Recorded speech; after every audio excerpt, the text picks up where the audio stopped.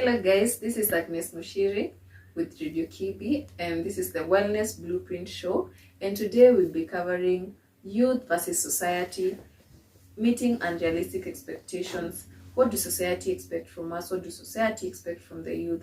And in the house today I have my guest. She will introduce herself and tell her more about herself. Hello guys, my name is Nelly, and for now I'm focusing with economics and statistics. I also like doing data analysis most of the time, and I'm so happy to be here to speak about society and expectations, and I hope we will all learn from each other. Yeah, and welcome. Okay, thank you so much, Nelly.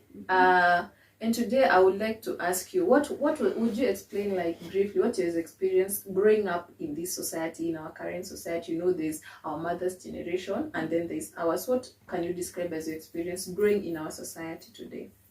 I would explain that growing up today in the type of society that is the older generation, that is our parents, it was not as easy because we had standards set.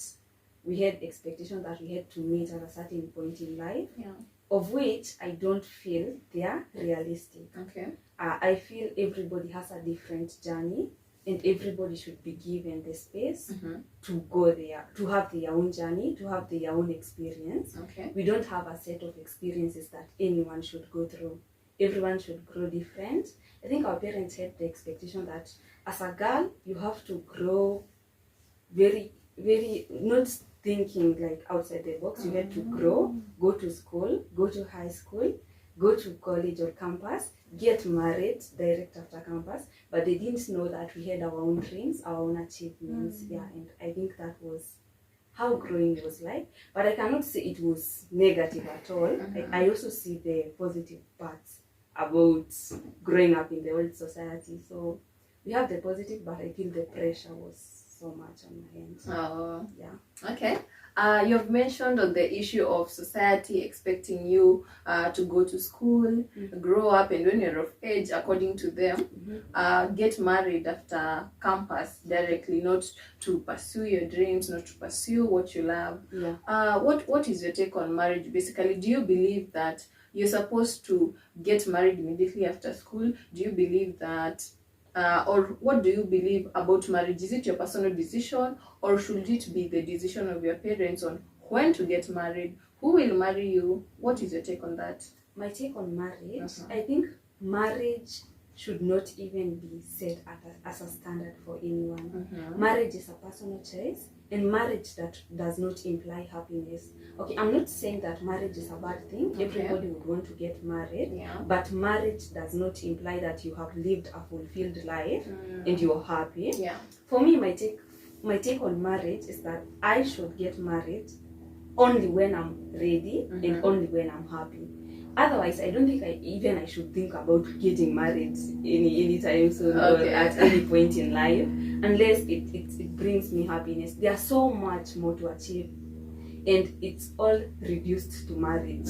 Like there's so much more to achieve as a person. So much more. So much more. You can get married, be happy. You can get married and even get out of marriage if you're not happy. So it's not a standard for anyone, which is against the societal behavior where they think you should get married. If you're suffering, you should continue to pray for your marriage and it will work. So I don't think it works for like that. I think marriage is a choice, a personal choice. And it's a choice that you make if you're only happy about doing it. Okay, you have mentioned that you should get married when you want to get married and when you are okay with getting married.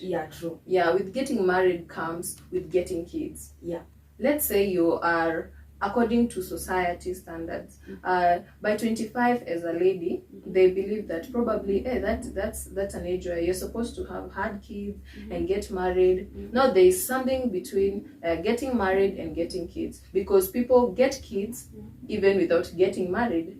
So what is your take on having kids? When personally would you like to have kids? Do you have to get married to have kids?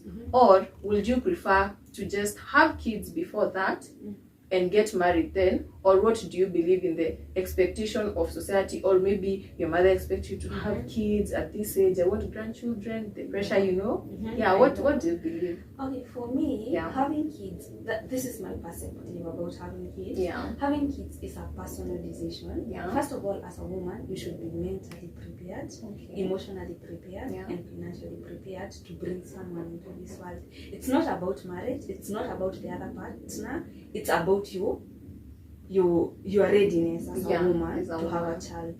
Okay, I also feel having a child before marriage or after marriage is a personal choice.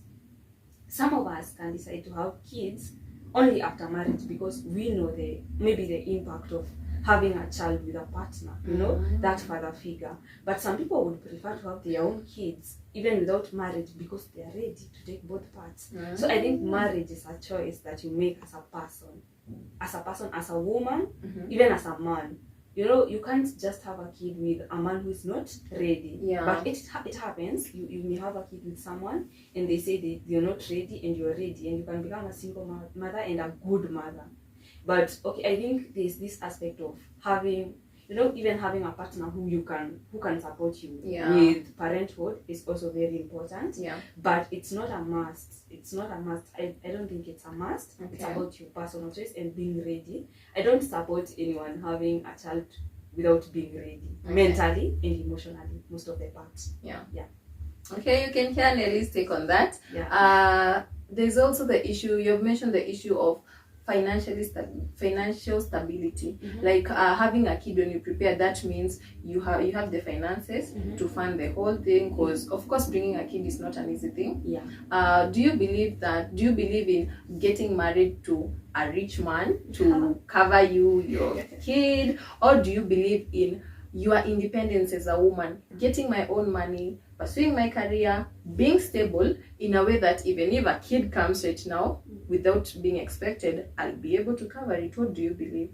The big conspiracy in our generation is that someone is coming to save you. You have to be ready as a person, you have to be ready as a woman, you have to be ready for anything for every action there's a reaction, so you have to be ready. So I believe in being financially ready as a person.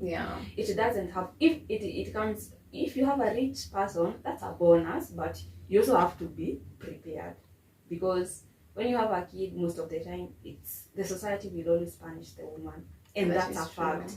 Yeah, so you have to be ready as a woman, focus on your career, have that child when you have the money, when you're very prepared, when your mental health is good. Yeah, thank you so much on that. We also have the issue of social media and our fellow peers. You know, we are a generation who is online like every time, you know. And there's so much pressure in social media. If you're on TikTok, you're seeing like your friends, the kind of life they're living. Sometimes we don't know if it's actually the real life they're living. Sometimes they portray the kind or posh rich style or kind of life.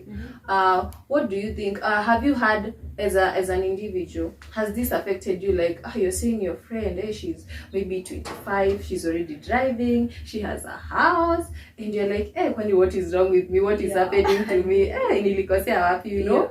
And what do you feel, has at a point, have you been affected by that pressure from our fellow peers, our age mates who have, you could quote it as already made it, you know? Our definition of making it, driving, getting your own place, you know. Have you ever felt that pressure? Honestly, I have.